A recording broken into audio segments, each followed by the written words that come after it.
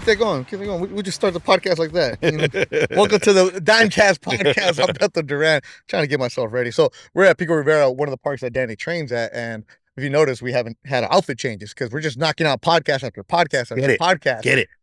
Danny, see, now you're in the zone. I am. I've had my coffee.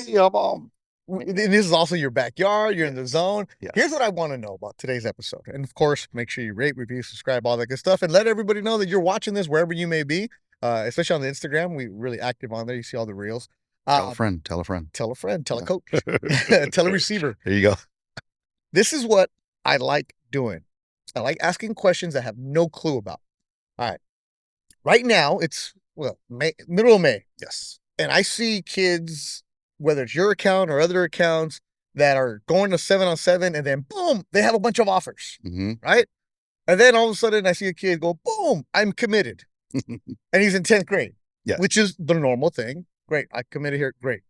Yet, by the time they become a senior, they've also committed to 4 other schools, and they no longer want to go there, or they're a senior, and then, you ask the, you're going to something state. Yeah, that's the plan. And it's like, wait a minute, a year ago, you were like, yeah. Yes. And now on your Instagram, that recruiting visit isn't there anymore. Yes. Like, how? Okay. You're getting recruited. You have an offer from so-and-so state, yet they also offer another guy in your class. Yes. So do they not like you? What happens? No, I think every school works a little differently when it comes to this kind of stuff. And these are questions that I always stress the kids and parents, or, if you're working with a trainer or something like that, to end up asking and talk to the coaches. Let's say, for example, school puts out 5 offers to 5 different quarterbacks. Now it happens. Oh yeah, there's places that put out a lot more than that, but let's say they put out 5 different offers. You want to know where you fit on their board. There's a physical board that they're going to have those names in. Now, like half board where they have a rank? Yeah, pretty much. Yeah. Wow. So they'll have that. So let's say those 5 quarterbacks, have all been offered. Now you want to know where you fit in the pecking order, because it might be, maybe that school looks at it like, hey, when we give an offer, it's a committable offer. It's basically 1A, 1B, 1C, so anybody could end up committing. Some schools will end up working it that way. And those will be the schools that will obviously put out a little bit less offers, Then you'll have a school that says, well, no, it's literally 1, 2, 3, 4, 5. So if you're, 4 or 5 on that pecking order, and you call that coach, I feel good, man. I feel like I want to commit. Hold on, pump the brakes. They want to check with 1, 2, and 3 to make sure that they don't want to commit before you end up making your commit. So it's an offer, but it's not like they love you. And again, these are the things that you end up finding out the later in the process when guys are getting offers. So when you see guys that are basically going into their senior year, or if they get an offer their senior year, it's a high likelihood that that's going to be a committable offer right there, because you're not really basing things so much off of potential anymore at that point. You're really saying, hey, you're a guy that we want to end up making an offer to you. Now, if you get an offer to a kid that's maybe in 9th grade, maybe in 10th grade, things change, right? Maybe that guy came out hot, as a 9th grader, right? He's doing great. Hey man, he has all the tools we think he's going to develop over here. Then come 10th grade, maybe he didn't develop the way we thought he was. Maybe 11th grade, he's still kind of the same guy that he was back in 9th grade. And guess what? These other guys kind of caught up. So even though you got that offer, maybe they kind of cooled off on you a little bit, And I got to bite my tongue on a couple of these because I got to be the professional right now, because at the same time, these are still teenage boys. Without a doubt. And the maturity factor, when you tell them, hey, you're going to be this, you're going to be that when you're in 9th grade, sometimes it doesn't translate to 12th grade. It doesn't. And again, I think sometimes, and that's the tricky part with being able to find that balance of, all right, I'm doing all the right things. I'm starting off hot. Can I keep my foot on the gas and keep on improving? Or am I that guy that kind of peaks a little bit too early? Right there, I've seen that happen plenty of times, so it's like we're trying in all sports. Yeah. And you're trying to fight that. Right. And that's when, again, I go back to the Nick Saban rat poison. That's when you start believing rat poison. When you start believing all like all the hype and everything like that. You're drinking you're drinking the Kool-Aid, drinking your own Kool-Aid. Because I always say, don't believe your own hype. There you go. Yep. Getting lost in the sauce. In my 20s, I was on SportsCenter, baby. There you go. Right. Doing the podcast. You know what I The mean? airplane goes. There you go, right? So he Exactly. calls it rat poison. Yeah, so he always says that, like, you start reading all the, everything that's coming out. Oh, this kid's the next this kid's the next that. You're like, hey, you know what? They're right. Maybe I don't have to go to the workout. I'm already that good. They're saying it. I must be that good. But I don't have to go see Danny on No. Sunday morning because it's raining Right. today. Yeah, It's right. raining. I'm a 5-star. Yeah, I'm good. I'm good. I got all the offers. So Good. people forget that. People forget that, and you see them little by little, you see some of these guys and they fall off a little bit. All right. So say I'm a junior. Yes. I'm committed to Upstate State. Good. Great offer. Great school. Great school. Yeah. Me and Holbeck are going. Yeah. Right. And then I decommit. What does that mean? So you decommit, you basically end up letting that coach know, hey coach, thank you, but no thank you. I'm gonna end up Why? decommitting. It's for several reasons. Maybe you have something else kind of lined up, right? Maybe while you're committed, you still have another school trying to get you. All right, dumb question. Then why commit if you're looking for something else? And sometimes you're not looking for something else. Maybe you're that guy that's committed to a school that's I don't know, an FCS or a lower level FBS school, and you're thinking, okay, I'm gonna take this is the best situation that I have right now, so I'm gonna jump on this right now, so I'm not left without something, right? It's musical chairs when it comes to this, a lot of this stuff. All right, so okay, but there I can understand though because you're leveling up. What if you're a Power 5 quarterback? Yes, right, and you have a school from the Big Ten. Yes, and it's a good school, but then you want an SEC school. So you decommit from the Big Ten school. Yeah. And because you want SEC. I understand that you always want to level up, but how do you do that without looking bad? And you're going to look bad at somebody, it's like you're going to get, sometimes it's brutal sometimes on social media. Mind you, we're only talking about the high school kids. The college stuff and the transfer portal, that's a whole other thing. But yeah, sometimes these guys could be brutal, right? These guys have been committed to a certain place the entire time, then they end up flipping their commitment or just decommit. Hey, I've opened up my recruitment again, that kind of thing. And then now, they're going to get flamed, right? On social media from the fan base from that previous school, and those things will happen. I mean, we understand there's like a lot of NIL money that schools can offer. There's that. And outside of the money on some of these things, I think some of the things that end up happening is some of these schools will not do the greatest job continuing to recruit their players. I've seen that several times. What do you mean? If I already offered you, I committed. What do you mean recruitment? You got to stay on top of it. I tell people, it's very similar to like being in a marriage, right? It's like, my wife ends up dressing up and we're going to go out and she looks pretty. I'm gonna let her know that she looks pretty, right? I'm still dating her, with that whole thing, these guys basically, especially when they commit so early, they kind of fall out of love, a little bit like of that stuff ends up happening. Yeah, I've had you've been committed to me the entire time. Here's one of the things that ends up happening often. You'll get these coaches, and let's say you're the college quarterback and you've the high school quarterback and you've committed to the school. The conversations no longer are about what we're going to be able to do together and how we're going to do this and how we're going to do that. Now some of those conversations are, hey, so and so, can you make sure you get in contact with this receiver or that DB? Like they want you to handle their recruitment for them. And again, as the quarterback, you are a face of that recruitment class, and there's going to be a certain level of that. Now, there's a lot of these coaches though that don't know how to find that balance of being able to allow these guys to do that. Hey, we're in this together, but yet we're still talking about you and it's still about you. Now it's like, damn coach, I only talk to this guy now about the only conversations I'm having is, hey, did you hit up this guy or did you hit up that guy? And then again, it's like, what about me? You know what I mean? And then in the meantime, guess what? There's another school going to be over here calling you and letting you know how much you're needed and how you're this. And it's like, man, this feels fresh over here. This starts feeling pretty good. That's not saying any names. I think Danny's getting personal. Yeah. I see it happen. I've seen it happen. You see it happen. Oh yeah. Every year. And there's certain schools. On both sides, from the coaches and the players. From the coaches and the players, and like in some of these coaches, and I remind these guys, like I'll get these guys that'll end up reaching out to me and say, hey, what happened? I have no problem putting it out there with the kid. I had a kid that was committed to Missouri. Okay, kid was committed to Missouri, and the kid ends up flipping his commitment.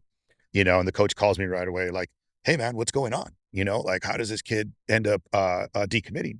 I was like, what kind of conversations have you guys had in these last 2 to 3 months? You basically stop recruiting this kid when that happened. You understand that this is a good kid and there's a bunch of other people still in his ear kind of talking. There's been no kind of communication. So you have to stay on top of that. And it's not an ego thing from the kid. No. Pay attention to me, pay attention to me. No, but it's let's have a little bit of that, It's like, and there's different things that you see. Hey, I'm committed. But then I noticed that there was a guy in my same class that ended up going on a visit over there. okay, so what's going on here? You know what I mean? So there's a lot of things that end up happening here. And I think just coaches need to be aware of those things and just understand how to Hmm. recruit. Because at the end of the day, this is it's about relationships, right? And how am I building that relationship with that program? What are the things? And it's not what I say, it's what I do, right? So if I'm saying this, but I'm doing something else, you're like, this is kind of not sitting well with me. So when one of your QB says, Danny, I know I wanted to go there, but I'm not feeling it anymore. I Mhm. want to decommit. What's the process? Because you're not just gonna, knowing you're not gonna have the kid posted on Instagram. I'm opening my recruit without having a conversation, Yeah, right? yeah. Again, you're not trying to burn any bridges, with this stuff, and you want to always keep it classy when you're dealing with this stuff. Even if it's something that you had a problem with on what they ended up doing, have a real big boy conversation, with that coach and let them know, hey, coach, no hard feelings, but these are kind of some of my concerns and some of the stuff that ended up happening. So you, the You know, quarterback, should always tell the school first, yeah, right? yeah. Let them know, have that real conversation with them, as tough as that may be, and then so now everything's clear and in the open. That's why there'll be times where my phone will end up ringing and it'll be a coach and saying, hey, what do you got going in this particular class? Or is so and so still available? Whatever the case is, and I'm thinking, oh, wait, you have a commit, and they go, oh, he must have gave you that phone call. Again, maybe not a kid that I'm working with, Yeah. but he must have given you that phone call and now you're prepared to, move on to that next. You've said this from the get go. Have your kid order his own happy. Yeah. Have your kid have his own voice. Yep. So when you're the big boy quarterback who's going to get the NIL money and you want to be the star, you be wined and dine everywhere. You have to call, right? You call the coach that's been recruiting you, Yes. not you, Yes. not your dad, Not your dad. not your mom. Yes. So the kid has to do that. Yes. You have to have those moments, it's like, and I'll hear it from coaches. Sometimes some of these QB parents will be very involved and you want to be involved as a parent, absolutely be involved.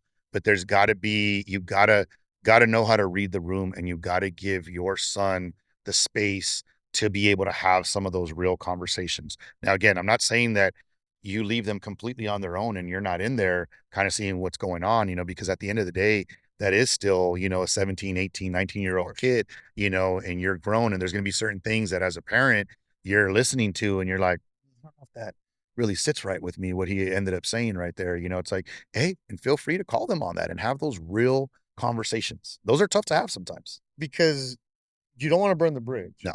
And if it, and I, look, being around college football coaches enough, it's like, oh, your mommy called for you? Yes. Like they're going to be quick about that. Without a doubt. And now with this transfer portal where you don't have to sit out, that coach and coaches move around every single year Yes. too. Yes. That coach might be your coach in 2 years. He might. He might. And he's going to remember that your daddy called you, Yes. called me to say you were Yes. coming. And now you want to come here. Yes. No, without a doubt. You don't want to do those things. You want to be great about communication, getting back to coaches. I tell my kids all the time, sometimes there's schools recruiting them that they have no interest in that particular school. Said, hey, you treat that coach with just as much respect as a school that you really, really want to go to. Okay. One, I think it's the right thing to do, Yeah. And two, you never know. You never know, what the situation is. It's like, I think I told you before, I had a buddy who was coaching at Stony Brook. Okay. Yeah. And not too many people know of that school, but he was at a State New camp. York. Yeah. And I introduced him to some kids at a camp and I'm like, hey guys, this is coach. He's at Stony Brook. And the kids kind of looked at me like, Stony Brook. Oh yeah, cool. And just kind of kept it pushing. And I said, hey, this is what his Twitter is. You guys should follow him, all that good stuff. Nobody follows him. Within 2 weeks, he ends up getting a job at a Pac-12 school. Okay, I won't say the school, but he got a job at a Pac-12. Guess what? All those kids end up following that guy. No, exactly. And I'm like, come on, man. You like, so I try to stay on top of that stuff with the kids, but Well, also, that's just for life lessons. without a doubt, without a doubt, without The a doubt. intern is going to be your boss eventually. Yep. And friend of ours, David Canales, who's now the coach at Carolina. Yep. Who was a junior college assistant coach. Wow. And if you were one of those guys there, they walked by, and then he went from JUCO at El Camino to all of a sudden a week later, Yep. after being at a camp, he's the assistant at USC that Pete Carroll gave him. Yep. So all of a sudden it's like, oh, you're at USC. But if Yeah. you would have been at El Camino, be cool with them, right? Yep. Those little details Oh, matter in life. without a doubt. We ended up doing a camp one time, and Brandon Staley, who was the Chargers coach, he's talking, to everyone, and that's what he said. He goes, "Oh yeah, I was that coach that shows up to your campus and you guys have no interest in me because I'm the D3 guy and you all feel that you're better than dealing with me. And then he ends up being an NFL head coach, which is just kind of wild, you know? Oh, he's your quarterback back here? Is that after you? Quarterbacks are too hot? Oh, no. Look, so who we got over there? We got Spencer Holback over there. He's not in gear right now, though. We got River Warren over there with snacks. I got my little guy over there, Jacob Weaver, doing his thing. Wait, what grade is that kid in? He is in the 6th grade, I believe. Oh, so that's one of those holdback kids we talked about? He probably will be, you know. Well, he don't have school today? He has a special schedule. Come on now, man. Let's delete that part. Delete that part. It's Saturday in Pico. It's Saturday. And then who's the kid in the orange back there? The kid in the orange, that's Derek. He's one of those kids at one of those academies. Oh, yeah. So he has today off. He has today off. All right. That was a previous episode. That's what his schedule is, okay? Hey, don't be scared. You guys come over here. All right. Who is this? All right. As we're wrapping up, who's the tall kid? That's River Warren. That's River Warren? Yeah. River Warren, real quick. That's River Warren. That's River Warren. All right, grab that chair real quick, Spencer. Yeah, this is like some straight live stuff, just random. Dude shows up with food and real quick. Come on, sit here, Spence. Wait, what's your name? River. Sit down real quick. We're gonna talk to River Warren real quick. Wow, this is random. But let's do it. He was not prepared for this. Well, he's still not gonna get it. We'll see. So we were finishing up this podcast about committing and all that other stuff. Your name is River Warren. Yes, sir. Right? You're from Oklahoma. Yes, sir. All right, the microphone will pick you up. But we'll interview you later on, all that other good stuff. You're gonna go to a prep school, whatever. What I care about is you show up with an aloe hat, right? Mm-hmm. Do you even know what that is? I don't. I got it from his closet. I'm not gonna lie. So aloe is a really expensive brand for people who do yoga, Pilates, all that good stuff. You do yoga, don't you? Like it's like you know Lululemon. Yes. Okay, so it's a Lululemon-esque brand. It's super expensive, and you have that on in Pico Rivera. So that's like legit, bro. You go. Fancy guy. You're from Oklahoma? Yes, sir. I guarantee you, they don't know what that is in Oklahoma. I'm sure they don't. We get our clothes like off the side of the highway, but Don't wear that with your cowboy boots. Right? Yeah. Okay, gotcha. All right, so River Warren. I just want to shout that hat though. So you're going to what school? St. Thomas in Connecticut. So all right, so he's gonna go to a prep school. He's from Oklahoma, training here with Danny in Southern California. This is actually pretty good. We're gonna get you. So we were talking about people who commit to a school and then decommit. Did you go through that? I didn't. I had a few offers and I waited too long to commit, so they took other guys. So I didn't. Oh. So when I went to commit, they had been like, "Oh, well, we already have our guy." So that was kind of my process. Oh, okay. Good. Good. Are we good right here? So it'll pick them up. Oh, perfect. All right. So bonus episode, River. Yeah, Warren. bonus. All right. So we were talking about people committing. You just said so. You waited too long in your process. Yes, sir. Why did you wait so long? We had some other bigger schools that were looking at me because I had all group of 5 offers. Uh-huh. And it had always been my dream at that point to, and I was my mindset was a little bit different back then. And I think Danny would agree with that. Yeah. You mean in the earlier part of your high school career? Yes, sir. Okay. Just in terms of like where I was with colleges, what I was thinking I wanted to do. And so I had all group of 5 offers and I wanted to play Power 5 football. And so some of these bigger schools kind of started coming in and talking to me and flirting with me. And I felt like I was in a good position with some of them. So I kind of moved some of the group of the 5 schools to the back burner.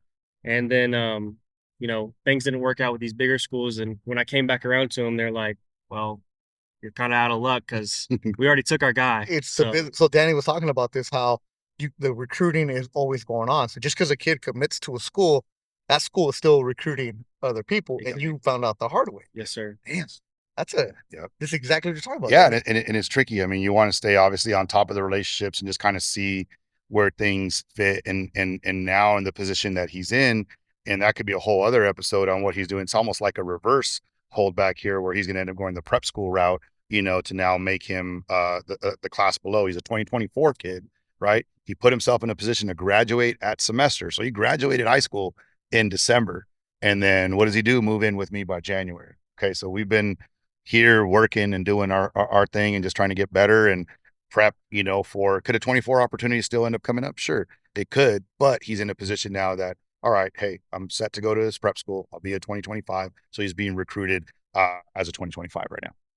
All right. So you've been through the grinder in the last 4 years, and for being so young, you had this, because everybody, look, where in Oklahoma are you from? Oklahoma City. Oh, so you're from the big city then. All Yes, right. sir. So you're all right. So people have told you, okay, you're the next this, you're that, you're this and that. And then reality comes and hits you, unfortunately, at your age. So what's the best advice you have? Because this is a lot of podcasts we were doing it, advice for the kids and for the parents. So now that you are going through it, what's the best advice you give to ninth grade River Warren? If I could give any advice to myself, I would say in middle school, I wish I would have started working out more. I think I would have put myself in a better position to probably have some bigger offers, and I probably would have committed on one of those bigger offers, but I didn't do that. And so, in terms of colleges, some advice I'd give is if you have a spot that you have interest in, the coach likes you, I just go ahead and lock it up. You can always decommit, and that's just the game because these coaches they're looking for the next opportunity too to further their coaching career. So I'd lock up a spot, and then if it's not what you want to do at the end of the day, you can always flip and do whatever you want. People get too, like my son's in a freshman in college, right? Not playing football, but and his friends, he plays basketball, so a lot of his friends have big time offers, and they're kind of just doing that. Yeah, that's good, but I want this other one. Do people play the game the wrong way sometimes? I think so. From my experience and just kind of talking to him, I think sometimes people get they're so focused on the next thing, they're not focused on what they currently have.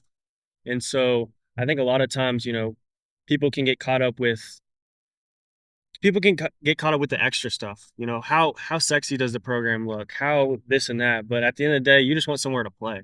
You know what I mean? If you don't have anywhere to play, then you're kind of out of luck. You know what I mean? And then you're doing a podcast with us on a Exactly. right. And we're about to grind and On get a better Friday. right now. Exactly. Friday. But I love your attitude. Danny's been talking about you a lot, praising you, like, because it sucks what happened to you in your recruiting process, but it's not where you start, it's where you finish, right? Yep. It's only going to make me stronger. And at the end of the day, I mean, I think the things that, we talked about a little bit on that Tom Brady side on stuff is he's going to be in that range where that 3-star, whatever 4-star range where he's going to have that chip on his shoulder and just going to make him, grind that much more. And again, it's part of his story, which all this stuff is great. Final thing though, how do you, because you seem really mature, but at the same time, you're better than some of the quarterbacks that are going to some of these schools. How do you not get caught up in all the other outside noise where it's like, oh, that kid's playing on Saturdays on ESPN and I'm at a prep school?